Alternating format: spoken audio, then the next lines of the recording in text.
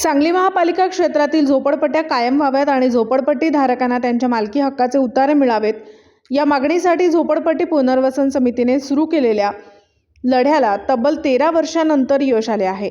विशेष म्हणजे महायुतीच्या सरकारच्या काळात या झोपडपट्टी धारकांना न्याय मिळाला आहे। झोपडपट्टी पुनर्वसन समितीच्या मागणीनुसार आता महापालिका क्षेत्रातील सर्वेक्षण झालेल्या झोपडपट्टी धारकांना मालकी हक्काचे उतारे देण्याचे काम सुरू झाले आहे।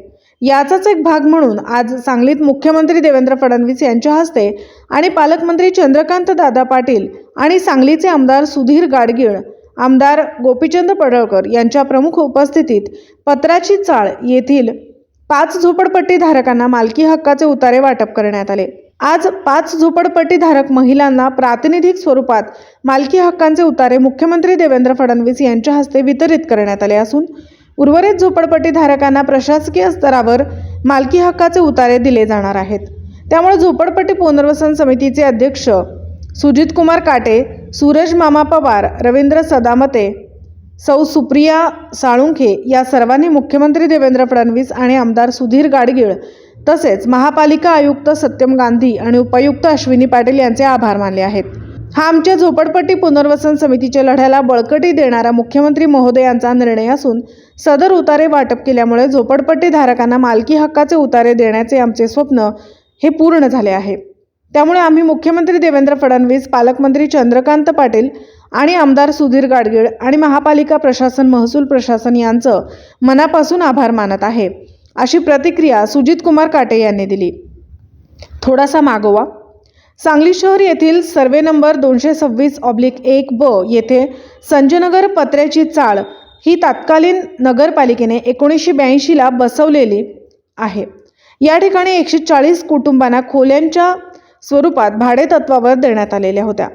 सदरच्या जागा ही भाडेतत्वावर असल्याने या झोपडपट्टी धारकांना कोणत्याही योजनेचा लाभ घेता येत नव्हता। यामुळे यांची स्वतःची पक्की घरे निर्माण होण्यास मोठी अडचण होती। त्यामुळे ही वसाहतीमधील नागरिकांच्या आज सिटी सर्वे नोंद होऊन त्यांना मालकी हक्काचे उतारे मिळणार आहेत। यामुळे या कुटुंबांना प्रधानमंत्री आवास योजना अथवा रमाई आवास योजनेतून स्वतःचे पक्के घरचे स्वप्न पूर्ण होण्यास हे खूप मोठे पाऊल घेण्यात आलेले आहे। यासाठी माननीय आमदार सुधीर दादा गाडगीळ यांचे मार्गदर्शन महाराष्ट्र राज्य झोपडपट्टी पुनर्वसन समिती यांचे मार्फत वेळोवेळी पाठपुरावा करण्यात आला असून त्यांचे यामध्ये मोठे योगदान आहे। महापालिका क्षेत्रामध्ये 83 ठिकाणी झोपडपट्टी धारक वास्तव्यास असून जवळपास 15,000च्या आसपास घरांची संख्या आहे। 17 ठिकाणच्या झोपडपट्टी धारकांचे आज अखेर मोजमाप लेआउट पूर्ण झालेले आहे।